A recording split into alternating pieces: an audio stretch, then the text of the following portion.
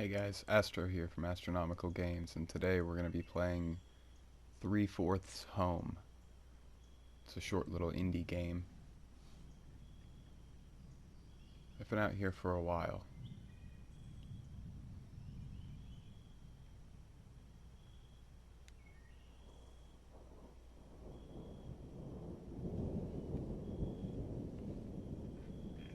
Mom might be getting worried.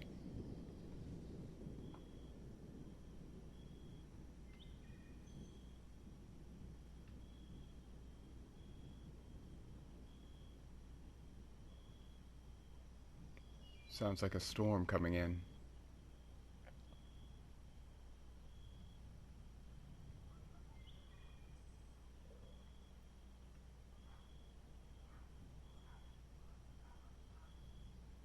I should probably get going.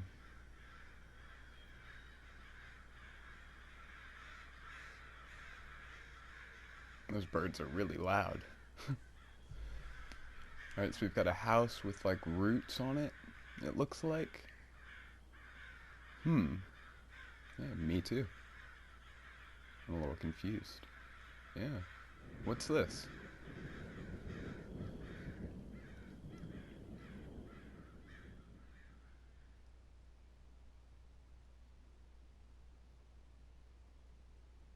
Alright, so I don't know much about this game, but it said that in like the little description that I did read that you are a girl who's heading home and you have to manage talking to like your mother and your sister, I think, while doing so. Oh, yeah, press something. Me too. This is a really nice art style to this game though. I do like that. Keys. Ah. Alright, headlights, car horn. Zoom and walk left, drive, walk right. Select with X. Switch Kelly and NPC dialogue. Huh. And tape deck. Interesting. So I assume you're gonna have to manage certain things while driving and not crash, maybe? Start from the top. Yep.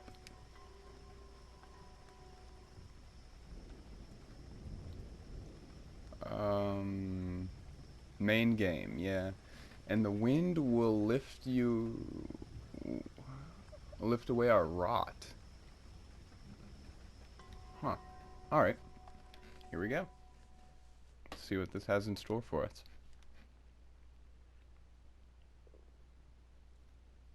She found a guitar pick on the side of the road.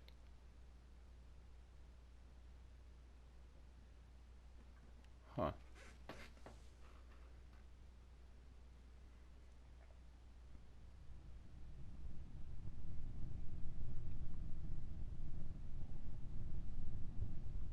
Three-fourths is on the guitar pick, too. Nebraska. Alright. I guess this is where we're starting.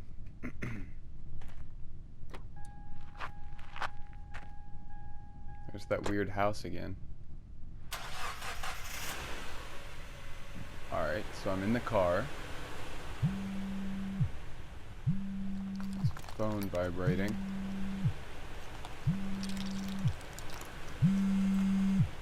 Ooh. That's really loud in my left ear. Drive. Alright. Hello?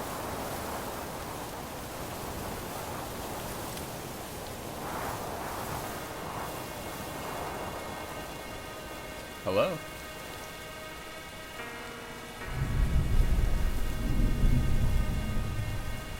Kelly, where are you?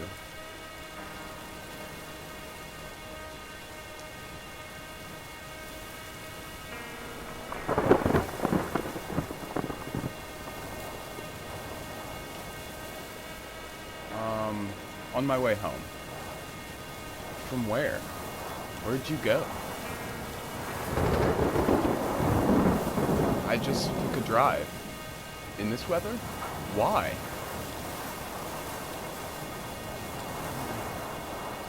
I needed some time to clear my head. Christ, Kelly, you couldn't have told someone you were heading out?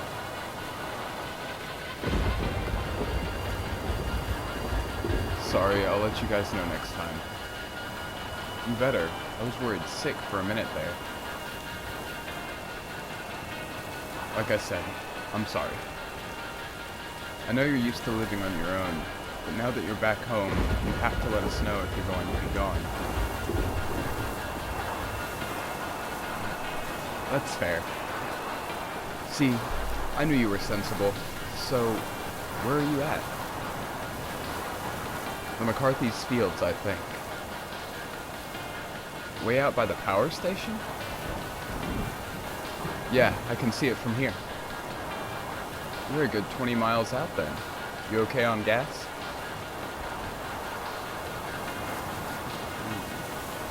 Yeah, full tank.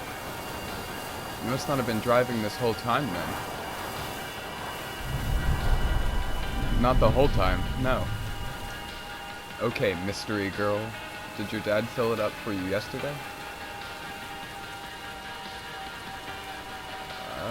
Yeah. On the way to the liquor store, I suspect. Make sure you thank him. I will. What were you thinking driving in this weather anyway?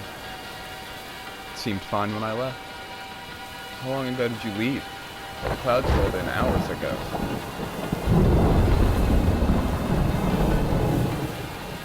You guys were still asleep. Even your dad? He would have been up by 5. I guess so. He still gets up every day like he's got to work. The routine's good for him, Mom. He just spends the whole day elbow deep in the dirt in that garden. But he can't grow a damn thing. Bless his heart. I heard he had a few tomatoes. Ha, I bet he told you that. That's 2 tomatoes. He's got out there right now trying to cover them up from the rain. Why? Hell if I know. I've never heard of protecting a plant from the rain. That's weird. You're telling me it'll be a miracle if he doesn't fall flat on his ass trying to walk out in the mud with those crutches. How's his leg today? He said it was hurting him earlier, but before the storms hit. How bad? Just a second. I'll check the trash. Okay. 5 beers bad. Yikes. I don't understand it, really. How someone's leg can hurt when there's, well, no leg. But I'm no doctor. It's called phantom pain. I know what it's called. I've been to all the appointments with him out in Omaha. Has he been lately? No, it's your father we're talking about. He's as stubborn as you are. What is it he said last time I asked again? They can't grow it back. What's the point of getting it poked at it again?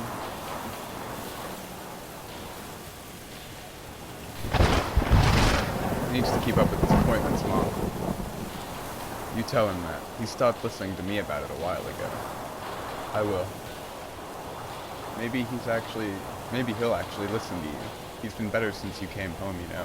His spirits have picked up. I'm glad something good came out of all this. Don't be like that, Kelly. You know we're happy to have you.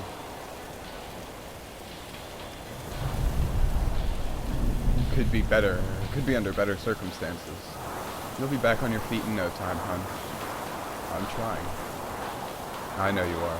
How'd your interview go yesterday, by the way? It went okay, I guess. Just okay? I don't know what to think about it. What does that mean? I got a weird vibe. What, like a creepy vibe? More standoffish, really. Might be some hard feelings there. Against me? Not unless they think you're overqualified, but I doubt they really care. I'm talking about everything that went down with your dad. You guys did threaten to sue them. Your dad just brought up the possibility. We never actually made a threat, though maybe we should. It's taking so long for his disability claim to go through. I definitely wouldn't get the job then. Huh, I suppose not. He'll never do that though. Your dad's been friends with Hank since high school, and despite everything, he still feels loyal. We'll see what happens. At least think about trying to work things out, okay? I will. Good. I'm relieved to hear that. Just following in Dad's footsteps. Don't say that. I promise I'm not going to let you get stuck in this town like I did. I hated it here too, you know. What do you mean? Staying here wasn't part of the plan. Part of my plan, I mean. None of this was. But this is the way it all panned out. And I guess I'm sort of stuck with it.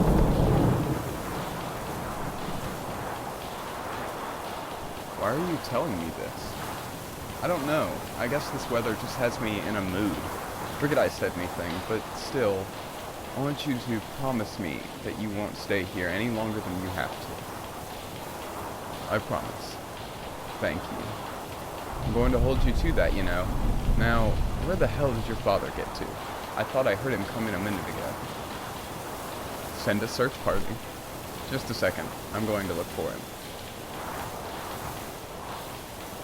Alright, so far it sounds like this main character, Kelly, lost her job, and now she's like back here living with her parents. Alright. Okay. David! Hello? David!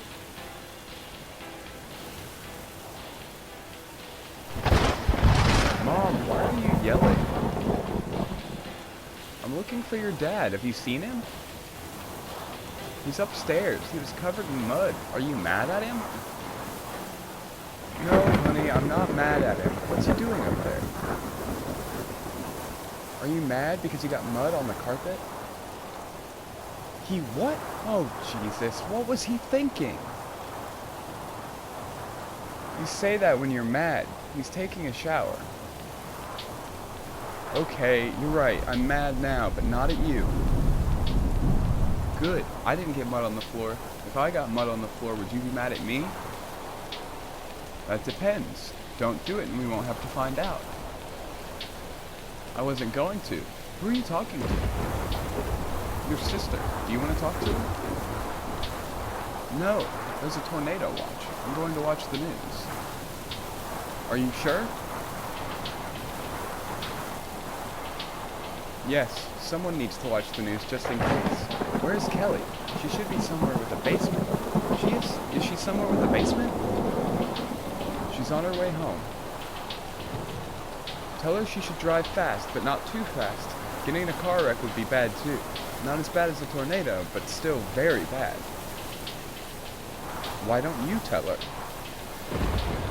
I'm going to watch the news. Someone has to watch the news. If you say so, Ben, keep me updated. Did you catch all that? Yeah. Ben's still yelling at me, telling you to drive fast. But not too fast. Your dad tracked mud all the way up the stairs. Christ almighty, I'm not cleaning this up. He can do it himself.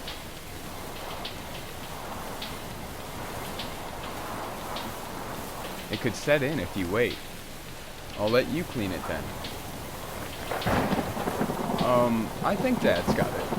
Uh-huh. So how's Ben doing? Oh, you know how he gets when it storms. He's been talking about how it wasn't in the forecast. When he hasn't been locked up in his room, I mean. What was he doing in there? Writing, I think. It's all he seems to do lately. You sure that's all he was doing? Oh, Kelly, your brother's not... He doesn't care about that sort of thing. I don't really want to talk about this. Oh, thank God, neither did I. So, he was writing all day. Yes. That is all he was doing. All day. Just writing, nothing else. What was he writing? Oh, I don't know. He never lets me read any of it. But it's been good for him. He's been focused. Like, I haven't seen him in a long time. Usually he'll focus on something really intensely for a little bit. But he gets frustrated so easily and he gets so aimless. Like, with the guitar. He was so into that when you lived here. But once you were gone, he just stopped caring about pretty much everything. He's not playing anymore? No, he stopped maybe a month after you left for school. He didn't really have anything to focus on after that. It was even worse after we pulled him out of school until he picked up writing last winter. It's been a blessing. Wow. How did I not know that? Guess you didn't ask, or haven't really paid that much attention. I found this guitar pick. Yeah? I thought he'd like it. You can still try to give it to him. I just sort of figured he'd still be into it. You were really out of touch for a while, Kelly. Months without calling will do that. I didn't realize... Wait, who's your father? David, what the hell were you doing out there? I told you I was covering my tomatoes. This storm's a bad one. I didn't want them to get beat up. I have never heard of anyone doing that, David. Well, Nora, just because you haven't heard of it doesn't mean that it's not a smart thing to do. You tracked mud all over the carpet, too. Look at that. God damn it. I'll clean it up. Sorry. Dad, you said a bad word. Mom, he's not allowed to say that. If I'm not allowed to say that, he's not allowed to say it. Sorry, bud. You're right. I'll put a doctor up in his eye.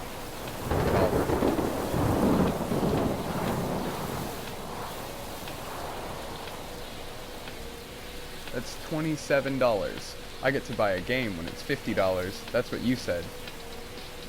That's the deal. Sometimes I wonder if you do that on purpose. I'll never tell. Who's on the phone? It's your daughter. That's so. Where is the girl? Here, you talk to her. I'm done playing go-between. Don't you want me to clean this up? Just take the phone. Yes, darling. Oh, shut up. Miss Kelly. Hey, Dad. Where the hell are you? Out by the wind farms. Shit, that's a good 15 miles out in the middle of nowhere. What are you doing out there? $28. Good one, Dad. Whoops, that one wasn't on purpose. Uh-huh. God almighty, you sound like your mother when you do that.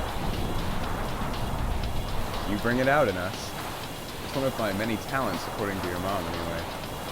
Smart woman. Sure is, baby girl. You, Dad. Oh, you're too grown up for that now, are you? Yeah, since I was 8. That's news to me.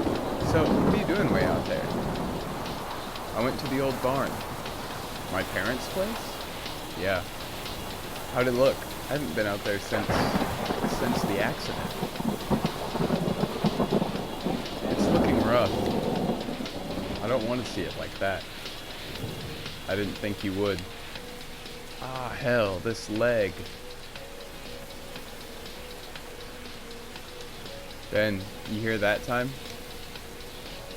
No, ma'am. I better watch it, though. He's in one of his moods. From this storm, that, and everything else that's been going on. You know how irritable he gets when he's wound up. You should probably tread lightly. He's still seeing Dr. Patterson? Oh, no. There was what did he call it? An incident. Oh, no. Yep, apparently. And this is according to Ben. Dr. Patterson was talking to him like he was crazy and dumb, so Ben, lashed out. He hit him? No, he sent a letter. A letter? Yeah, the Department of Health and Human Services. He didn't. He sure did. Wrote that Patterson was unfair for his career and should have his physician's license revoked. Oh my god. Needless to say, we decided to find Ben a new specialist. Probably smart. We found him a new one, out in Omaha. That's a 4-hour round trip, and your mom just hasn't the time for it. Why can't you take it? Lost my driving leg, remember? Oh, right. Sorry. Ah, this damn leg. I heard us talking about it, and it's even more pissed. Are you taking anything for it? No pain meds. Anything else? Ooh. Why'd the music change? A drink now and then helps.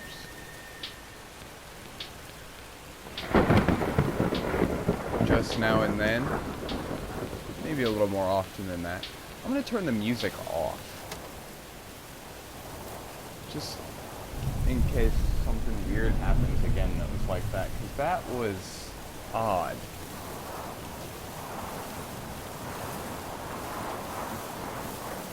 I'm not judging you. Good, because I'm not listening if you are. We can't afford the prescriptions and nothing else helps. Have you tried seeing anyone? What, like a shrink? Shit, no. Why not? Can you imagine me talking to a psychiatrist? It's the first time for everything. Even if I wanted to, we couldn't afford it. Hell, we probably couldn't even afford to take Ben to a new therapist, truth be told. Damn, Dad. I got my own therapy. You don't have to work for me. It didn't... I don't really... Are you okay? Yeah, I'm fine. This storm just has me out of all sorts. Listen, this isn't the time for conversation. Not while you're out in it.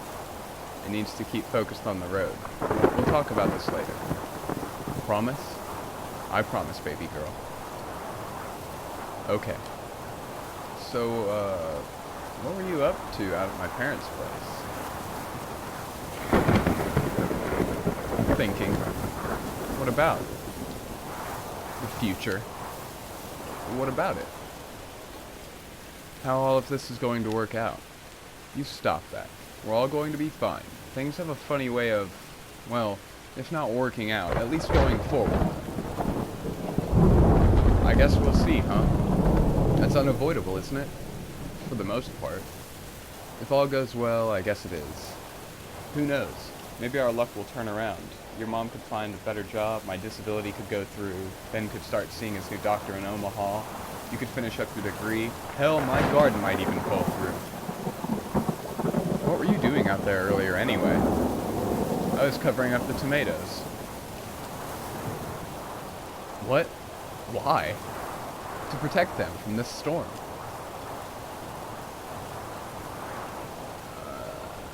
I don't think people do that. Sure they do. A storm like this, we could get some nasty wind and hail. Take the tomato right off the vine or bruise them up. That happens. Next thing you know, they'll rot off the vine.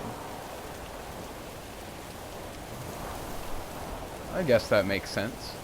See? Always doubting your old man. I may be a bit of a fool, but there is a process to it all. If you say so, Dad. Doubt all you want. It's the truth. Oh, hey, Ben. Meteorologists said that there have been funnel cloud sightings in the county. Kelly needs to get home. Is she driving fast enough? Why don't you ask her? I need to keep watching. Tell her she should drive faster. You got it, bud. Ooh. That was loud. Ben's getting worried. Are you making good time? I think so. I'm by the high school. You've still got a ways to go then. Don't be reckless, but you ought to beat cheeks? Wow, okay. This storm could get nasty. I'm booking it. As long as you're being safe. So, what happened to the school? What about it?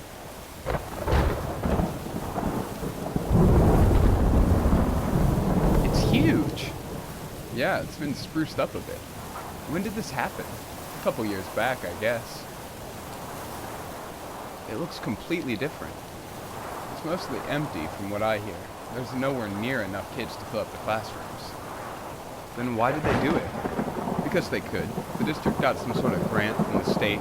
The wrestling teams won a couple of big championships, so I guess our little corner is starting to get some attention. Seems pointless. It was. That reminds me. Did you ever get back with your pal from high school, Eric or something, wasn't it? I wasn't planning to.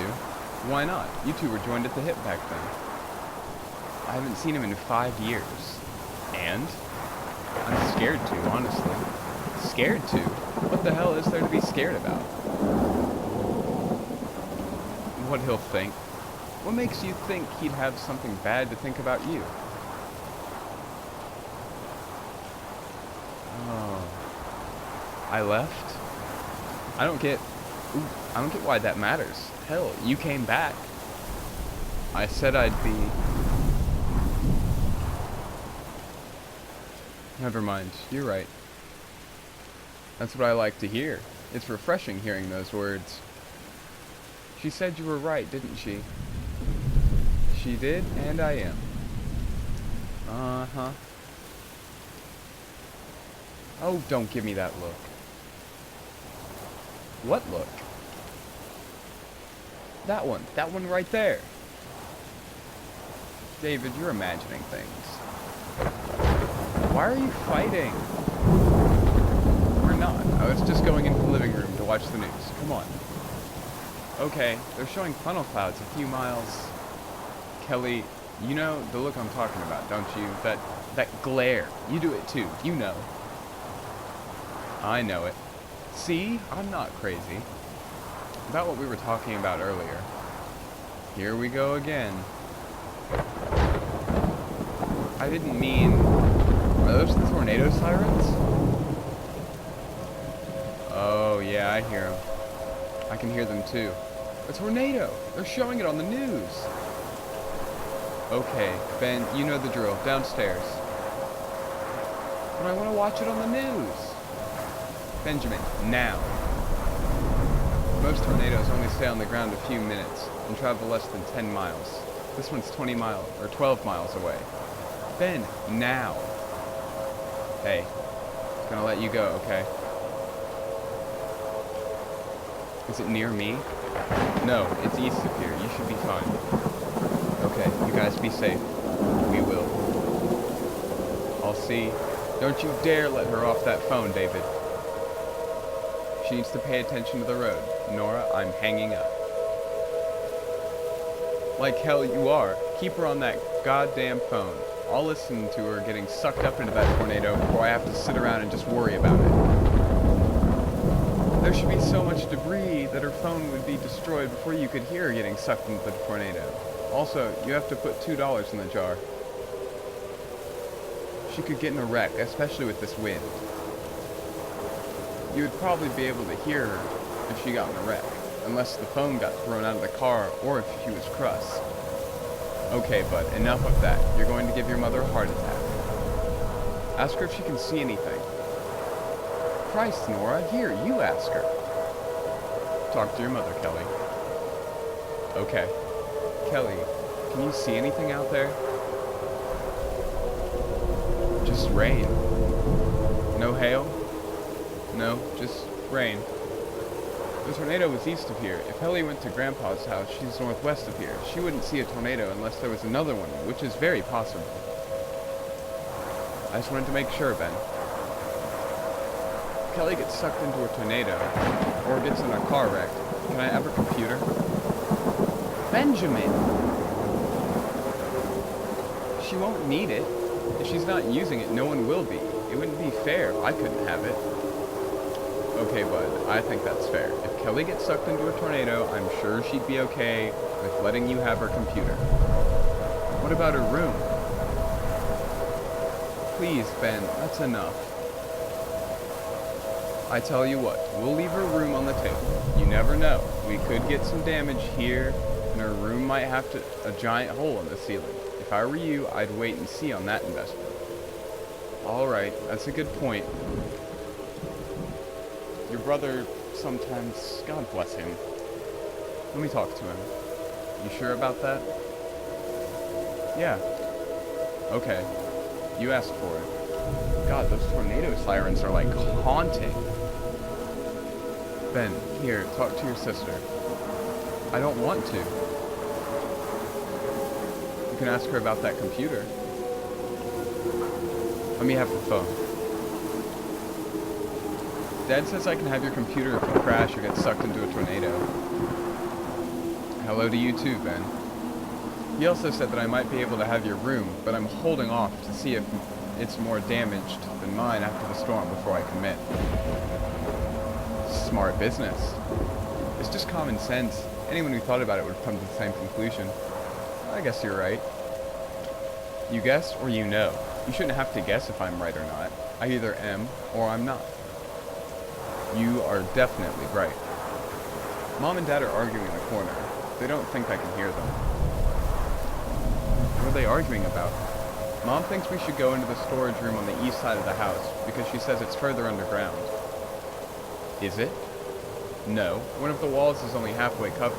She's also afraid that the water heater in here could explode if that happens. We'd be killed even if we were in the other room. We'd burn to death.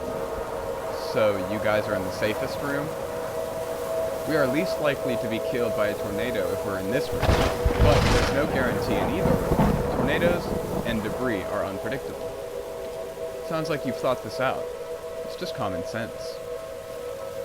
Are you scared? Yes. I could tell. How? You're not even here. You're talking really fast. Oh, I really don't feel right. Anything I can do to help? How? We can just talk. What about? You've been writing a lot lately, haven't you? Yes. Do you want to read me one of your stories?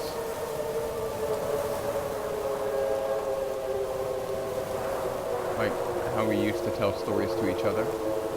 All of my stories are upstairs. It would be dangerous to go upstairs during a tornado warning.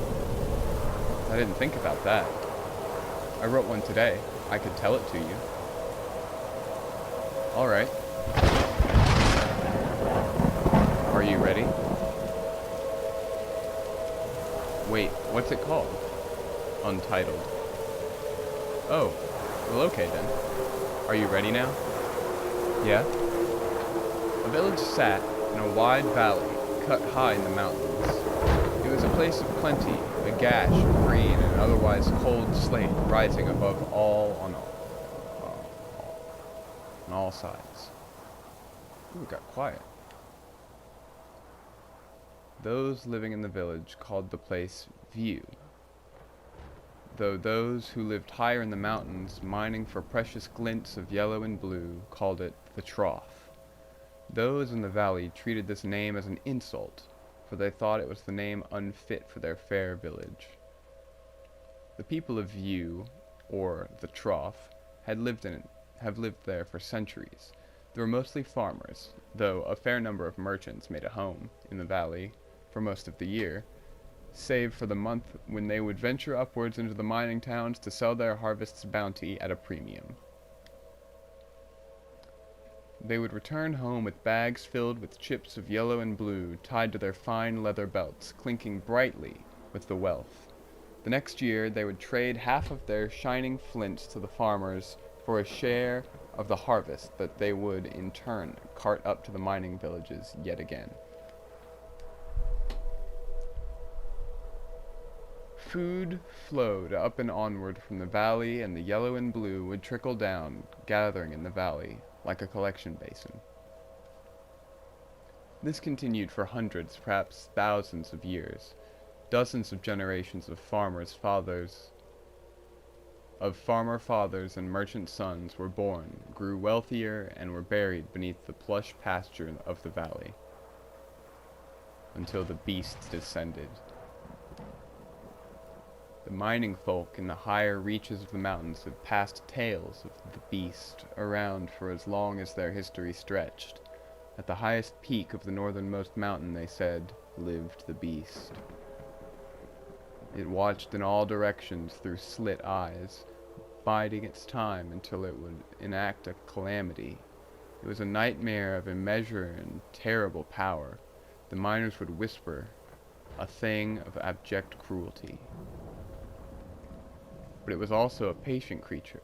It waited until it felt ready to unleash such cruelty and malice, that its ravenous hunger for chaos would be sated. Some believed it waited until enough infants cried out with newborn wails to descend from its perch and devour each and every last babe. Others believed it was simply waiting until an age of plenty before cascading down an era of sickness and madness, of fire and char and blood upon all those who peered upon from the mountaintop. And one day, after hundreds of generations of farmers and traders had lived and died in the valley, it appeared in view. The beast had risen in the trough. It appeared without warning, with neither sound nor fury. It was simply there. Curled atop 4 legs, steaming breath rising from a black maw, leathery wings folded in on its hulking shape. It towered over the center of the village, ominously silent. It did not move. It did not even seem to be living, save for the seeping steam billowing from its slime-slicked snout.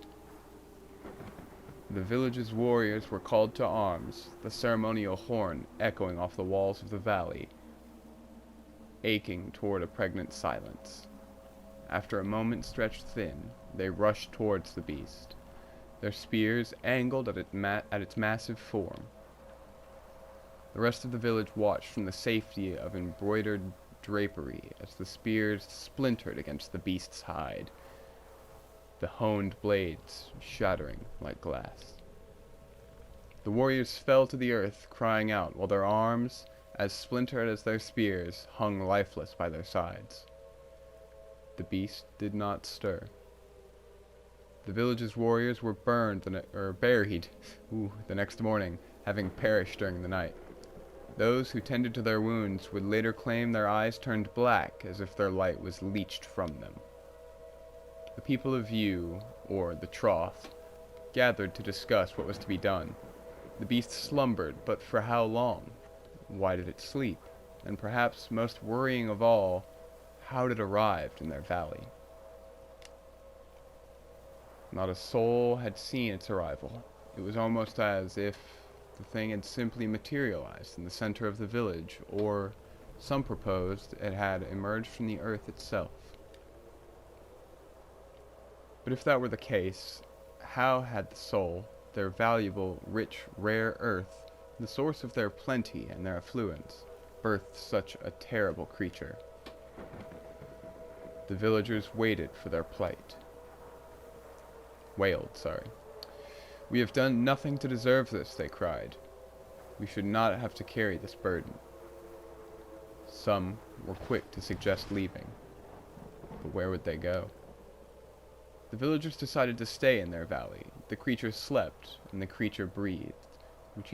With each breath, its skin rolled, animating the thorny black scales into a rolling obsidian briar. But it did not rouse. It did not move. It did not rain terror from the skies, nor did it consume children by the score. It slept. The people of View sent an envoy to appeal to the miners in the mountain for help. The mountain folk scoffed at the villager in her plush furs and gold adornments. Why should we help you? They asked. The beast has come to you, not us. Perhaps we can be convinced. The envoy returned to the village with the miners' demands. They would continue their trade, and perhaps one day the miners would come to their aid. The farmers continued to tend their land. The merchants made their yearly trek up the treacherous trails to collect what little chips of wealth the miners had collected in exchange for the farmers' yield. Year after year, however, there seemed to be a little less. A little less harvest, a little less yellow and blue passed around in the snowy alcoves caved from the unforgiving rock, a little less green in the valley, a little less light. This continued for 20 years until the day it began to rain. The people of View, or the Trough, watched the clouds roll in, not from the south, whence the clouds usually arrived, laden with water from a faraway sea, but from the north, where there was but ice and stone and mountain. The rain draped the valley in a dampness that did not relent, but instead crept into every corner. The mountains themselves seemed to sweat and pour water into the valley. The water carried with a quiet rot. The first harvest after the rains began produced a meager crop, and what little could be gathered was black with mold before the merchants had a chance to trade it for the yellow and blue. Their livestock fared no better. The animals began developing weeping sores that became infected and killed with a quick fever. That winter, the people of the Trough, or View, watched one another waste away as they began to starve.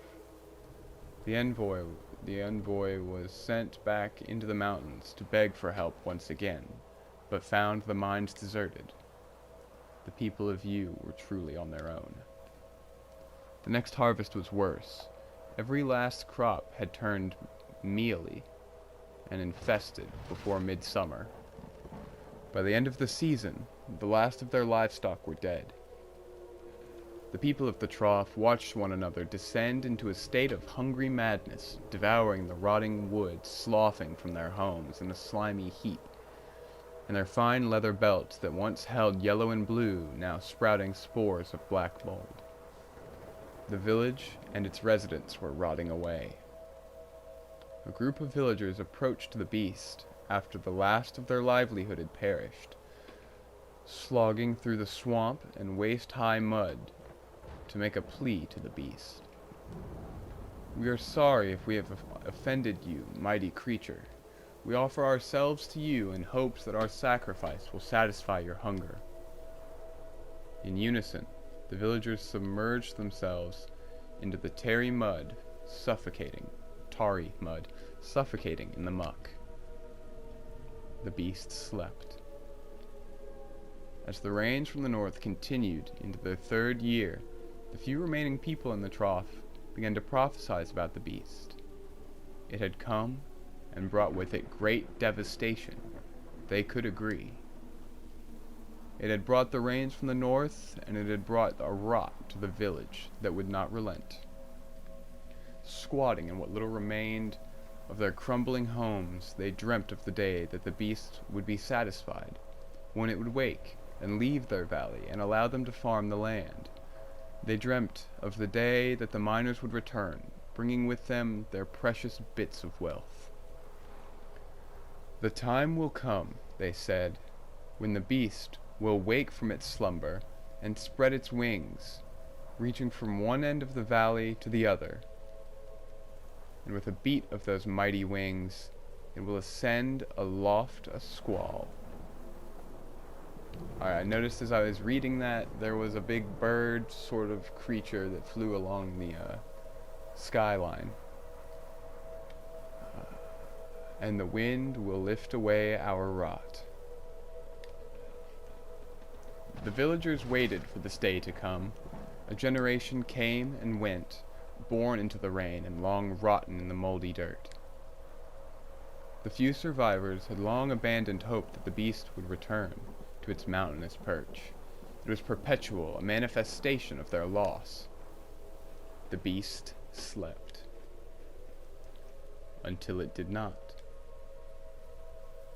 The day the beast awoke, the villagers celebrated.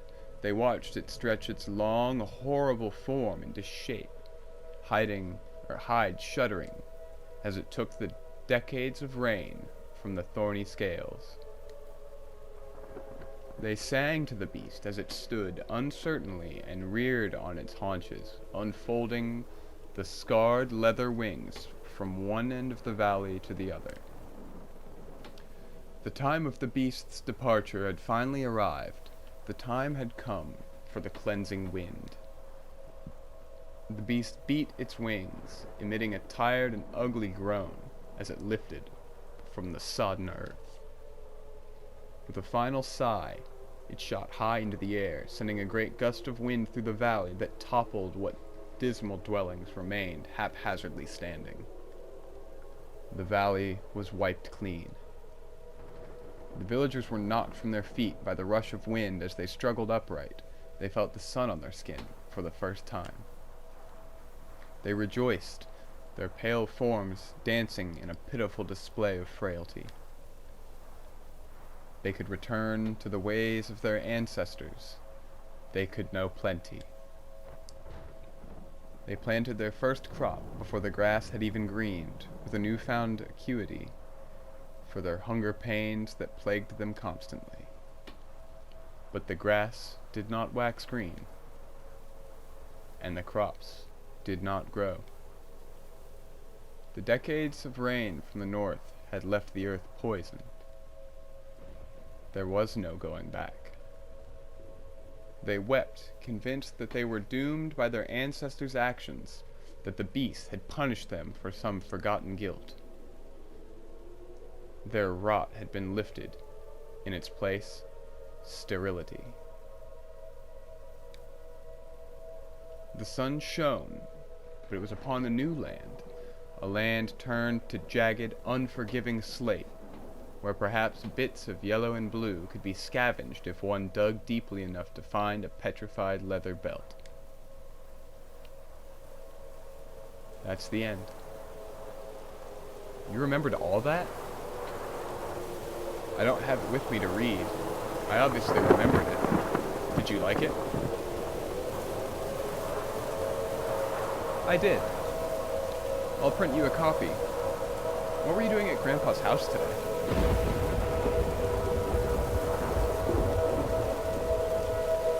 Whoa, don't you want to talk about the story? No. If you liked it, that's all I wanted to know. I have a couple of questions. Also, it got really dark up on the road just now. Like, wow. Like what? What inspired you to write that? I wanted to write it. But what made you want to? I just wanted to write a story. Fair enough. Will you answer my question now? I answered yours. I was just visiting. But there's no one to visit. I just wanted to see it. Oh, why didn't you ask if I wanted to go? We can go together tomorrow. Okay. Did you find anything there? Something for you, actually. What is it? A guitar pick. Why would I want a guitar pick? You could use it. I don't play guitar anymore. We can play together. I don't want to. Well, alright. Okay. You can keep the guitar pick. I don't want it. I will. Are you crying? I'm just sad. Is it because that Jesse person kicked you out of your house? Ooh, new information. Alright, so somebody kicked me out of my house. Interesting. Ben, I don't... Or is it because you had to move back home since you couldn't find a job? See, so there's the job part. Mom and Dad were worried about both those things. They think you were sad because of them. Ben... Okay, Ben. Give me the phone. Kelly's crying and I want to know why. I know, honey. Let me talk to her, please. Come here, bud. Help me wind up this radio so we can listen to the weather report. Did I do something wrong? Did I do something wrong, Kelly? No, you're fine. Go help Dad. Okay, I'm sorry you're sad. Hey, Kelly, are you okay? Not really, no. Ben, he doesn't understand that he can't... He can be such an asshole. He's not trying to be. He honestly cares. He wants to be able to help. I know. Where are you? Are you close to home? I can't tell. It got really dark.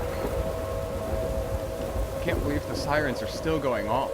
This must be the longest tornado warning we've ever had. They're saying 2 more have touched down in the county. Listen, when you get home, we'll all sit down and have a talk. I think we need it. I'd like that. You really can't tell where you are? 5 miles out, maybe?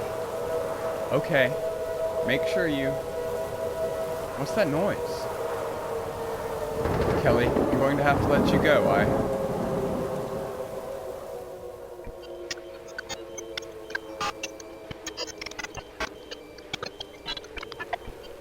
Mom? Mom, you're breaking up. Oh. Ben, go. Mom. Kelly, Mom.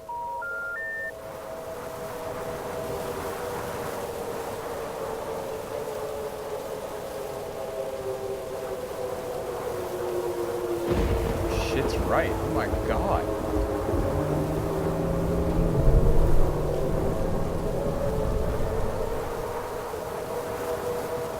Oh my god.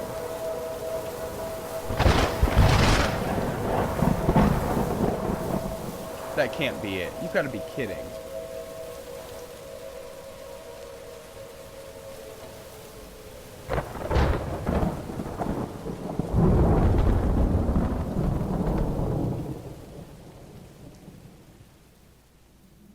Oh, wow. Is that really it?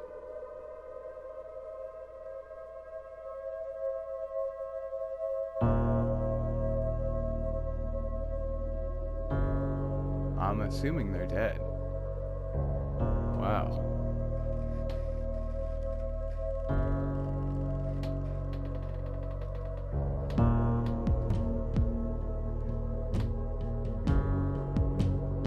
Wow. Alright, the one criticism I have is that the rain went through the letters, so it did make it a bit difficult to read at times. But other than that, it was very, very good. I enjoyed the fact that I had to constantly hold down R2 to drive, because it did almost give you the sense of fatigue as you were driving along, having to continuously hold down that button. Because at times I did want to like move my hand into a more comfortable position, but I knew that I couldn't. Wow. Alright, there is a like a second part, an epilogue sort of thing, and I will save that for another video. So, thank you guys for joining me on this and watching this. Give this video a like, subscribe, and stay tuned for the next video. Alright, bye guys.